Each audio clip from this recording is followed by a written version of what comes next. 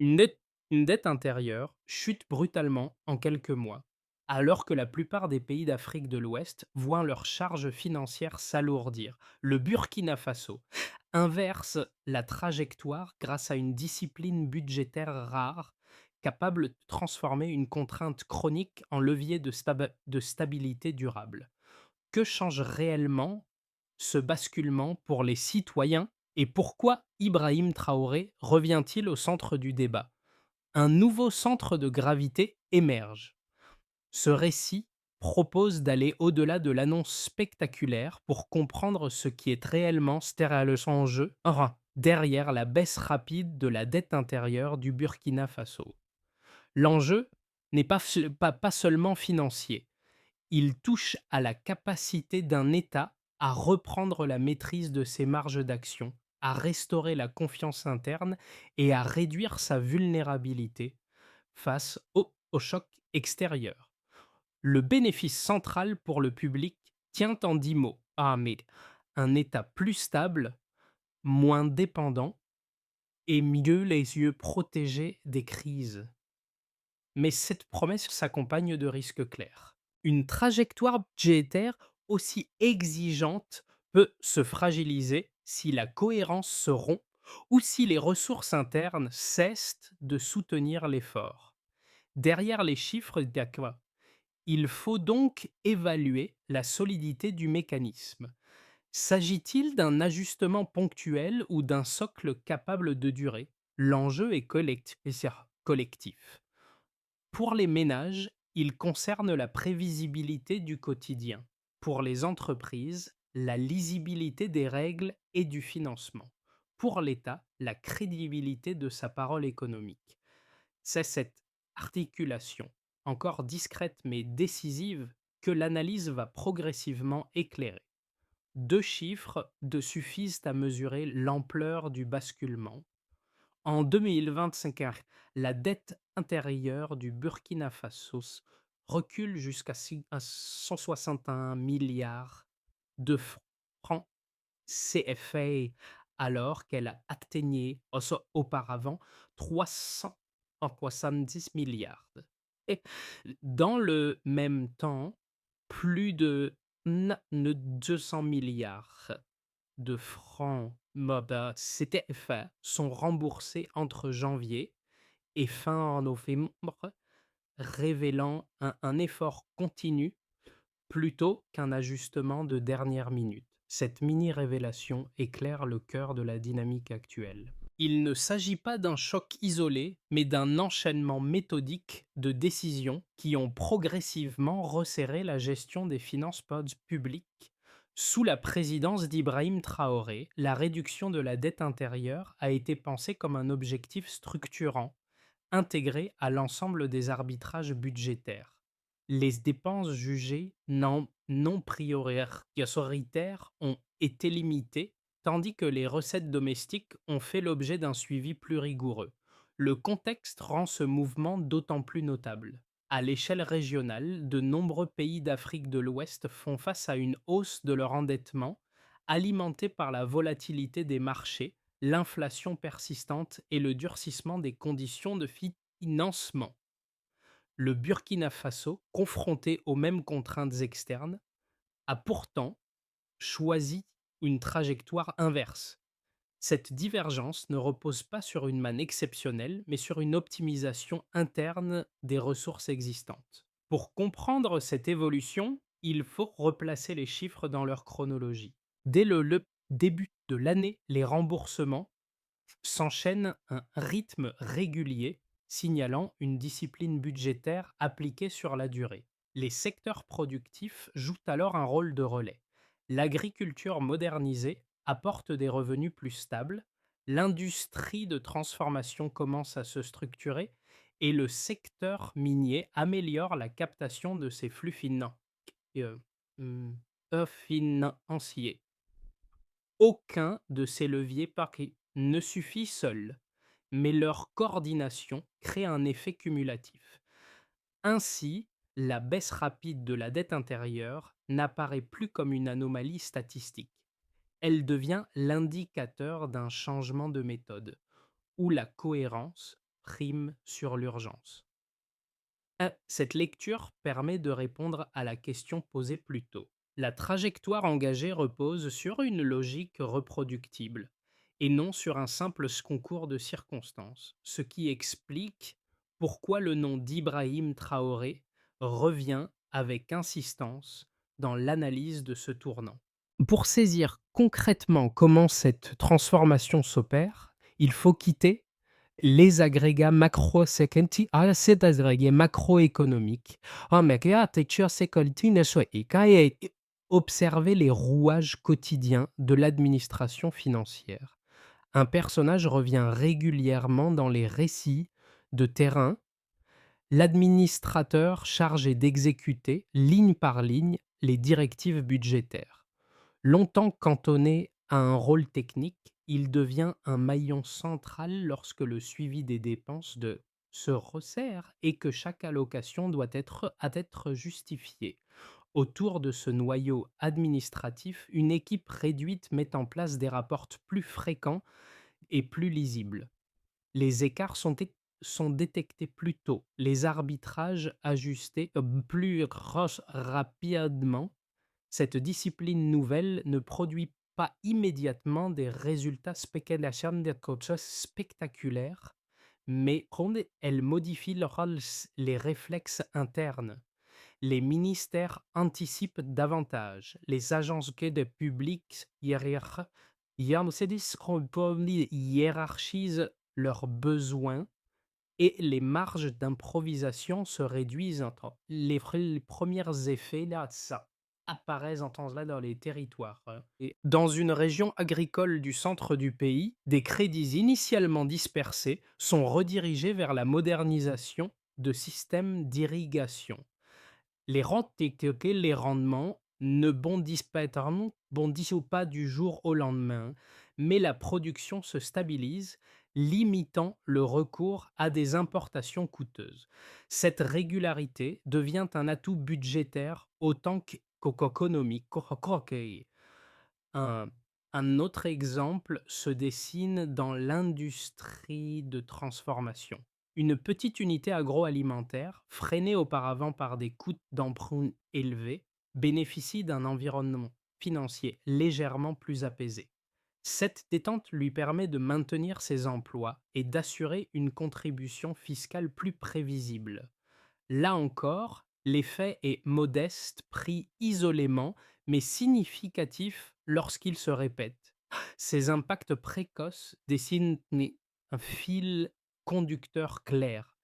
En renforçant les pratiques de gestion avant même d'élargir les investissements, la réforme crée un socle de confiance. Tout commence dès les premiers jours de 2025. Le gouvernement annonce une révision immédiate des priorités budgétaires, présentée comme une mesure technique mais porteuse d'un signal politique clair. La réduction de la dette intérieure devient l'objectif central autour duquel s'organisent désormais les flux financiers. Les dépenses jugées non essentielles sont gelées, les allocations réexaminées et chaque ministère reçoit des instructions précises sur l'usage des ressources.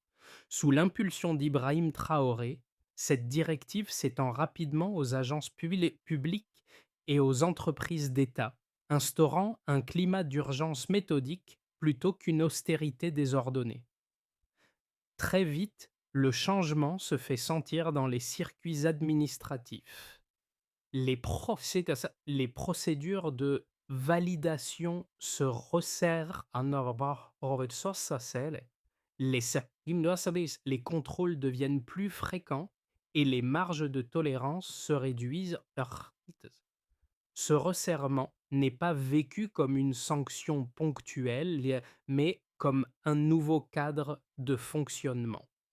Les gestionnaires, c'est les gestionnaires publics comprennent que la logique a changé. Il ne s'agit plus de corriger des écarts a posteriori, mais d'éviter qu'ils ne se forment. Ce glissement marque le passage d'une gestion réactive à une gestion anticipative, puis Entre le printemps et le début de l'automne, le mouvement atteint son point le plus visible. Mois, Clavéravacher après mois, les remboursements de dettes s'enchaînent et forment une courbe presque continue. Ce rythme soutenu révèle une coordination inhabituelle entre la collecte des recettes internes et les arbitrages budgétaires. Les secteurs productifs jouent là alors un rôle décisif.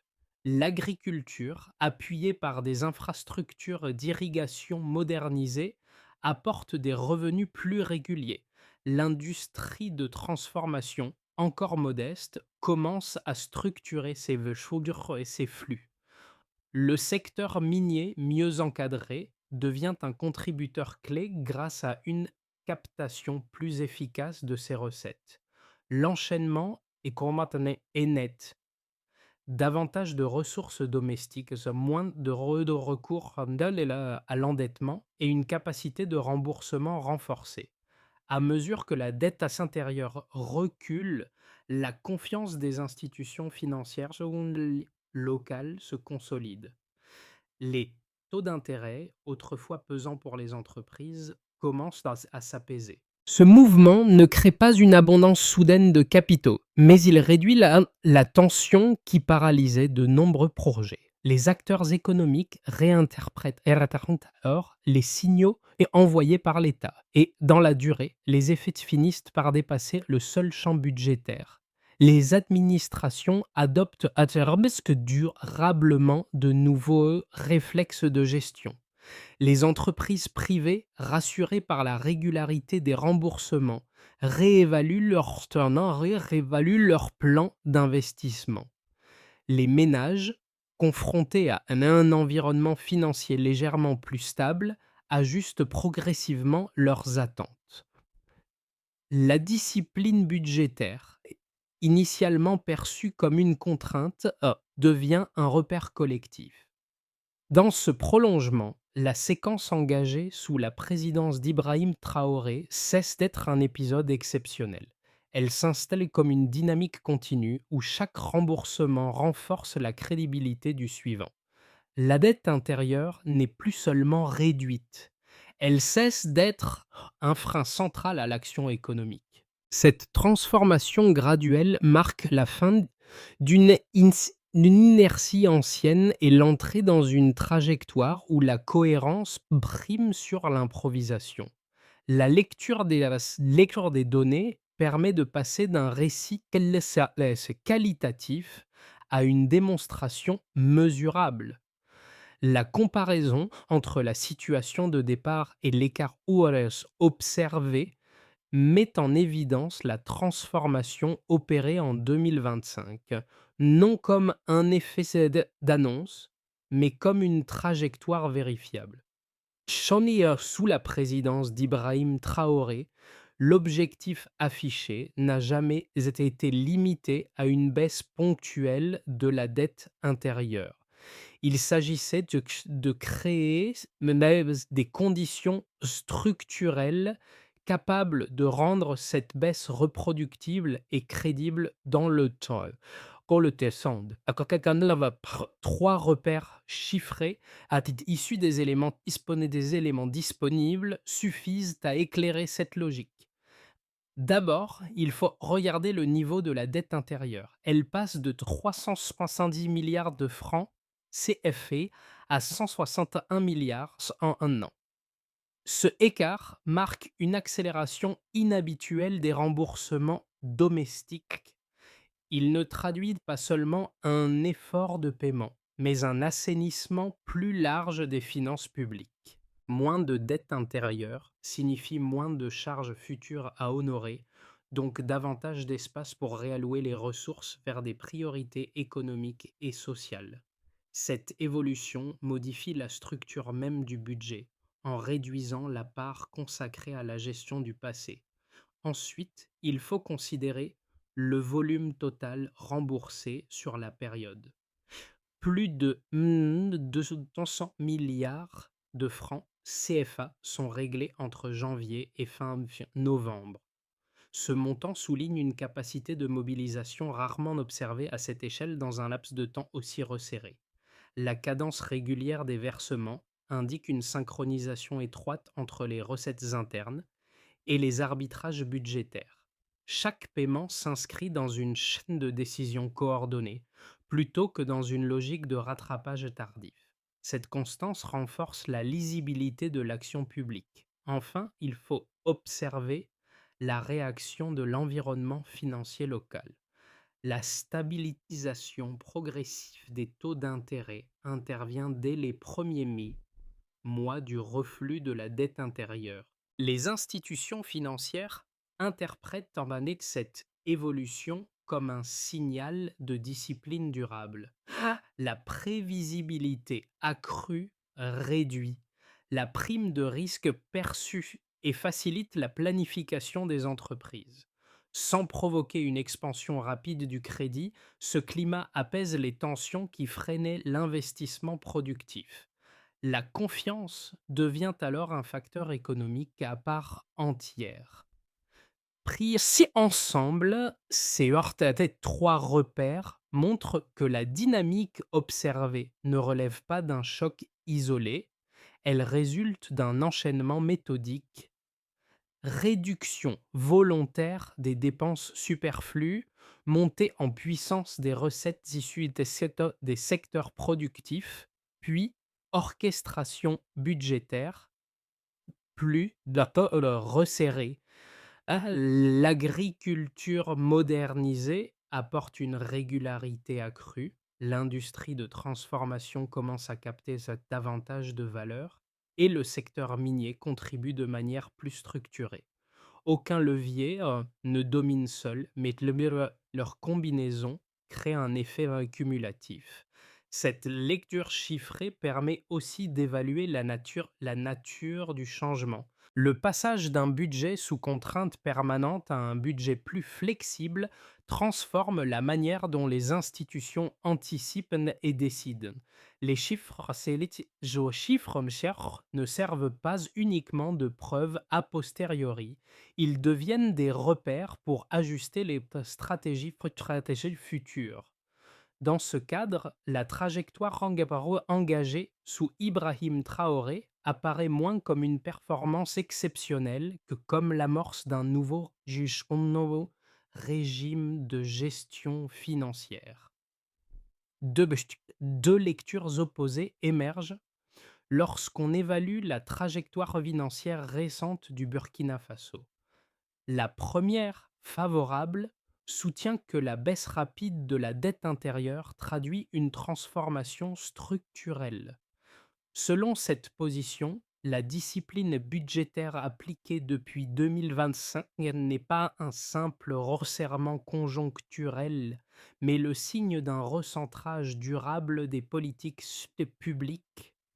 L'amélioration de la collecte des recettes domestiques, combinée à une meilleure coordination entre secteurs productifs, aurait permis d'élargir la base financière de l'État. Dans cette lecture, la trajectoire engagée créera un socle capable de soutenir l'investissement et de réduire progressivement la dépendance aux financements extérieurs.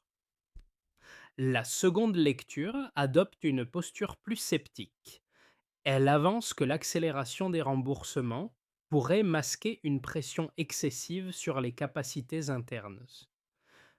La réduction spectaculaire de la dette intérieure serait alors le résultat d'une compression forte des dépenses publiques, difficile à maintenir sur la durée sans effet secondaire. Cette analyse souligne également la vulnérabilité potentielle de certaines recettes, notamment celles issues de secteurs sensibles aux fluctuations des marchés internationaux. Dans ce cadre, la performance observée en 2025 pourrait refléter un effort exceptionnel plutôt qu'un nouvel équilibre stable. Pour départager ces deux positions, il convient de revenir aux éléments tangibles. Le recul de la dette de 375 à 161 milliards de francs CFA ne s'accompagne pas d'un effondrement visible des investissements productifs. Au contraire, les infrastructures agricoles ont continué à se moderniser et les mécanismes de soutien au secteur privé sont restés actifs. De même, les remboursements cumulés de plus de 200 milliards de francs à la CFA sur 11 mois ne traduisent pas une extraction brutale de liquidités, mais une synchronisation étroite entre recettes internes et arbitrage budgétaire. Les secteurs mobilisés offrent un autre éclairage. L'agriculture modernisée montre des gains de régularité plutôt qu'une exploitation intensive à court terme. L'industrie de transformation progresse par étapes, sans surchauffe. Le secteur minier, mieux encadré, augmente sa contribution sans signal d'épuisement immédiat. Ces éléments suggèrent une montée en rendement plus qu'un effort de ponction ponctuel. Ainsi, si les réserves exprimées par les sceptiques restent pertinentes et méritent une vigilance continue, les données disponibles indiquent que la dynamique actuelle repose sur une organisation budgétaire cohérente. Sous la présidence d'Ibrahim Traoré, l'évolution observée apparaît moins comme une tension extrême que comme un ajustement structuré réduisant le risque d'une fragilité immédiate. À ce stade, l'attention se déplace subtilement. La question n'est plus seulement de savoir combien la dette intérieure a reculé, mais comment cette évolution commence à reconfigurer les comportements économiques. Le changement ne s'exprime pas par un nouveau chiffre spectaculaire, mais par une série de signaux discrets qui, mis bout à bout, indiquent une modification plus profonde du cadre de fonctionnement.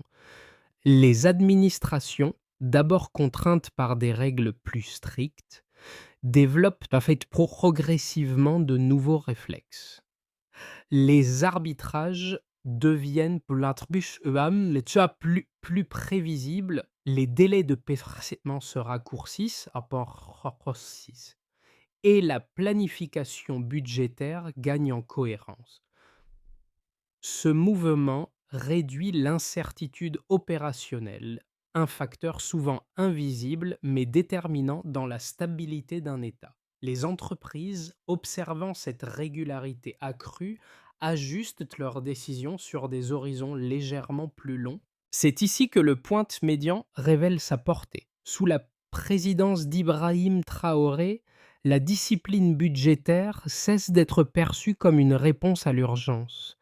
Elle devient un cadre structurant qui influence la manière dont les acteurs économiques anticipent leurs choix. Les agriculteurs investissent avec davantage de confiance les unités de transformation pour planifient sur plusieurs cycles et les acteurs miniers synchronisent mieux leurs flux avec les besoins nationaux. Ce pivot discret modifie la perception collective. Ce qui apparaissait comme un succès circonstanciel commence à être interprété comme un indicateur de stabilité émergente. La trajectoire franchit alors un seuil. L'effort ponctuel se transforme en dynamique durable. Pour les ménages, la baisse de la dette intérieure se traduit d'abord par une stabilisation progressive de l'environnement financier. Lorsque les tensions budgétaires s'allègent que les taux locaux s'apaisent, mais les foyers subissent moins les variations brusques liées au crédit et au prix. Dans les zones rurales, la modernisation des infrastructures agricoles améliore la régularité des revenus, réduisant l'exposition aux ruptures saisonnières.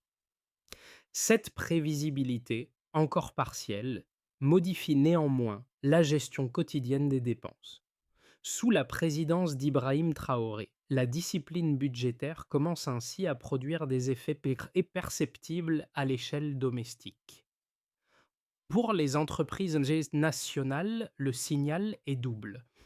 D'une part, Un État plus crédible dans sa capacité à honorer ses engagements réduit l'incertitude contractuelle. D'autre part, la détente progressive des taux d'intérêt locaux abaisse le coût de la planification. Les petites et moyennes entreprises de transformation, notamment dans l'agroalimentaire, trouvent un cadre plus lisible pour maintenir ou étendre leurs activités. Les décisions d'investissement restent prudentes, mais elles s'inscrivent désormais dans un horizon moins contraint. Pour le secteur productif élargi, les effets se combinent. L'agriculture bénéficie d'une continuité accrue grâce au système d'irrigation modernisé.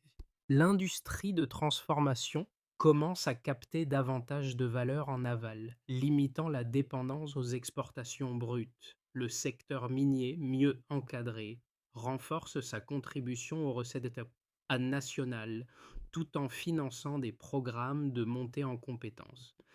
Cette articulation réduit le recours à l'endettement et consolide la base des ressources internes, conformément à l'orientation impulsée par Ibrahim Traoré. Pour le positionnement du pays, enfin, la trajectoire envoie un message clair. Rembourser plus de 200 milliards de francs CFA en 11 mois, tout en maintenant l'activité productive, renforce la crédibilité financière. Dans une région marquée par l'alourdissement des dettes publiques, cette divergence améliore la perception externe et soutient l'autonomie décisionnelle. Le bénéfice devient alors clair.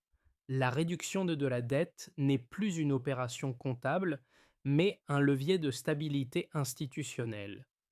La trajectoire de l'échoir actuelle ouvre une phase où plusieurs futurs restent possibles. La réduction rapide de la dette intérieure fournit un socle, mais ce socle n'est pas autoportant. Son évolution dépendra de la capacité à maintenir la cohérence des réformes engagées et à absorber les chocs externes éventuels. Trois scénarios se dessinent à horizon de 6 à 12 mois, chacun reposant sur une logique distincte. Dans un premier scénario, celui d'une continuité maîtrisée, si la discipline budgétaire est maintenue à continu, sans durcissement excessif, ça va, la dynamique observée en 2025 devrait se prolonger à un rythme plus modéré. La dette intérieure continuerait de reculer progressivement, soutenue par des recettes agricoles plus régulières, un secteur minier stabilisé et une industrie de transformation en consolidation. Les, les taux d'intérêt locaux resteraient contenus, offrant un environnement prévisible sans créer d'euphorie financière. Ce scénario repose sur la constance plutôt que sur l'accélération. Dans une hypothèse plus optimiste, si les secteurs productifs renforcent leur rendement par une meilleure exploitation des infrastructures d'irrigation, une organisation industrielle plus cohérente et une captation accrue des revenus miniers, alors les marges budgétaires pourraient s'élargir davantage. La dette intérieure reculerait plus rapidement que prévu, libérant des ressources pour financer des infrastructures et renforcer les chaînes de valeur locales. L'attractivité économique du pays s'améliorerait sans dépendre d'un afflux massif de capitaux externes. Enfin, un scénario de risque repose sur une dégradation du contexte. Si les marchés internationaux se retournent, ou si les prix des matières premières deviennent défavorables, les recettes internes pourraient ralentir. Dans ce cas, le rythme des remboursements serait contraint et la trajectoire entrerait dans une phase d'attente.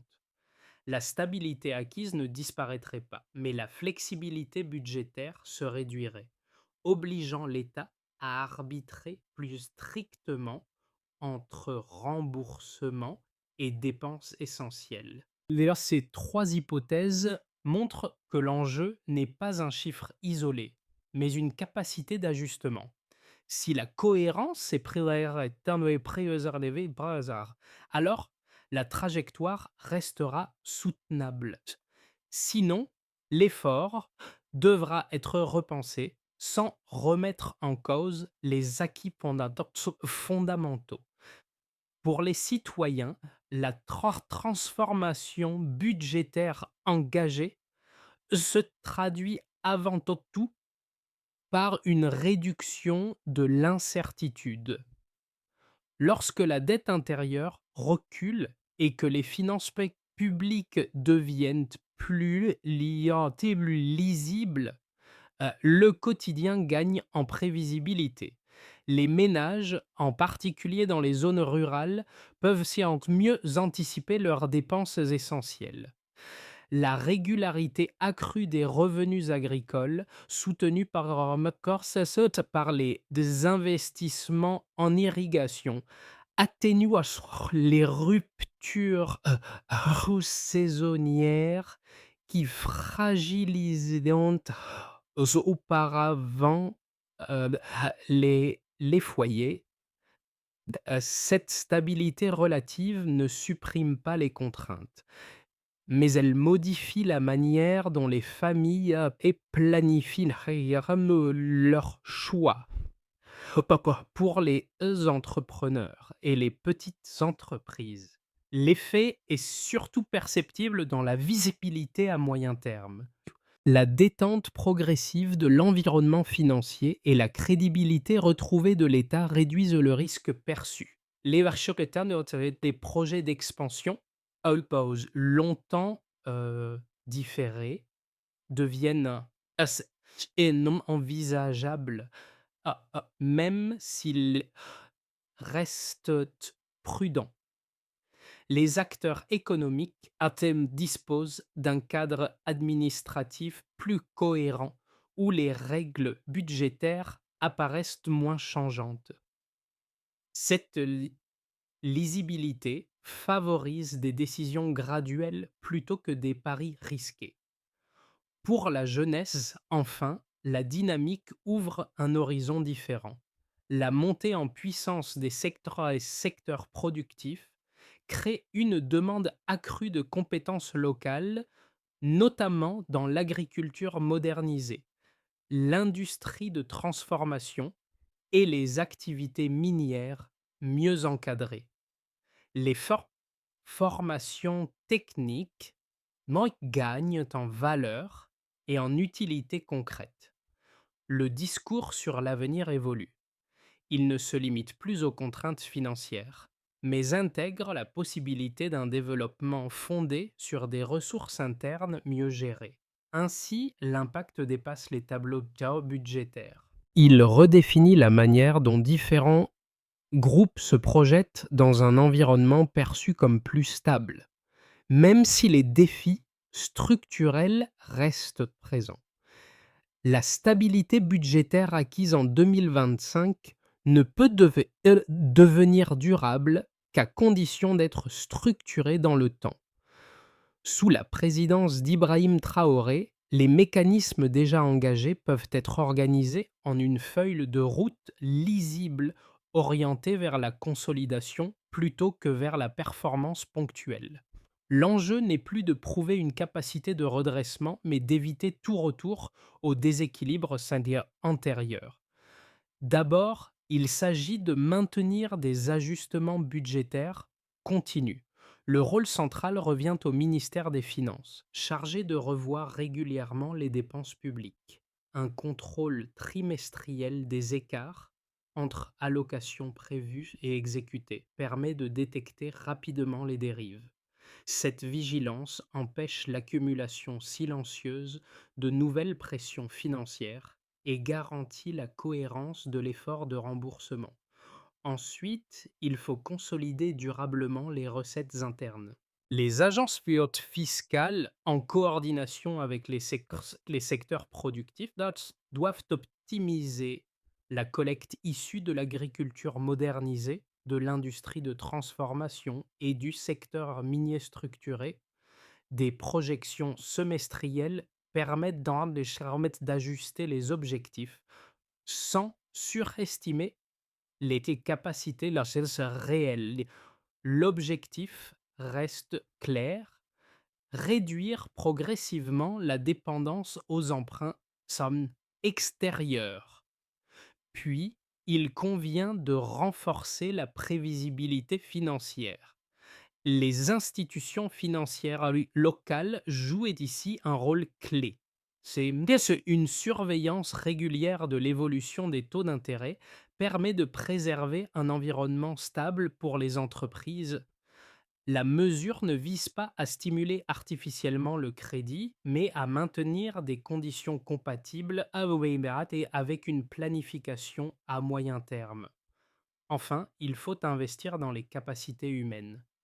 Les ministères sectoriels et les centres de formation doivent accompagner la montée en compétences dans l'agriculture, l'industrie et l'extraction minière. Des programmes annuels évalués par le nombre de travailleurs formés et d'intégrer renforcent la résilience économique globale. Ainsi structurée, cette feuille de route répond à la question ouverte plus tôt.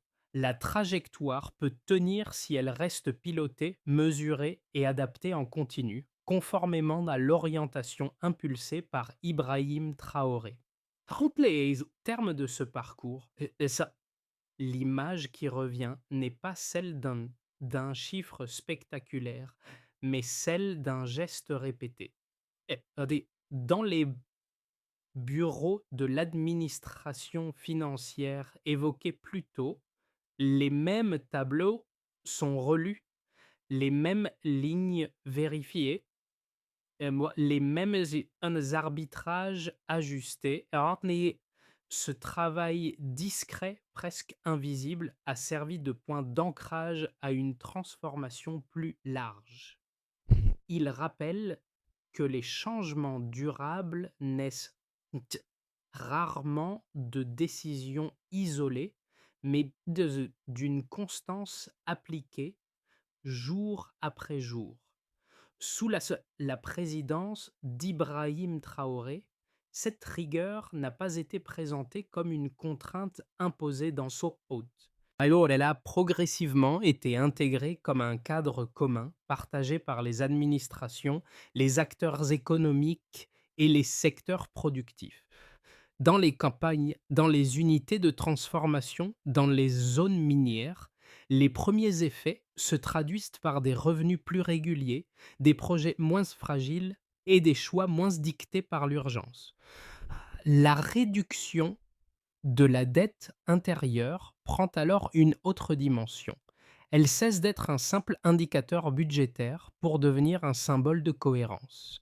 Elle montre qu'un État peut élargir ses marges d'action en maîtrisant ses ressources plutôt qu'en multipliant les dépendances. Cette évolution reste en cours, mais elle a déjà modifié la perception collective de ce qui est possible.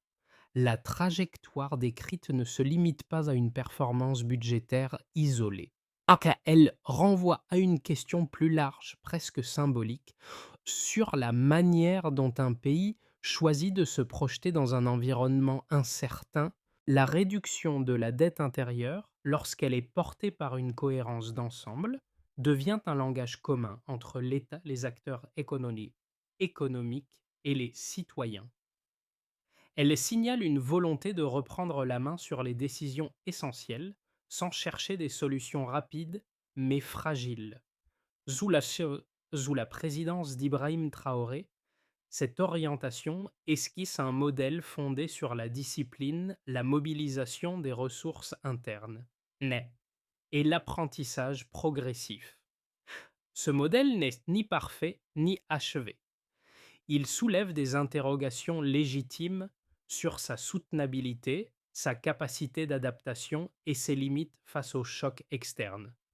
Mais il ouvre aussi un espace de dialogue où les choix économiques ne sont plus perçus comme abstraits, mais comme des décisions qui engagent l'avenir collectif.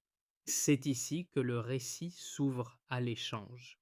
Et observer, analyser, questionner cette trajectoire permet d'enrichir la compréhension commune. La stabilité, après tout, n'est jamais un acquis définitif. Et vous, comment interprétez-vous cette dynamique en construction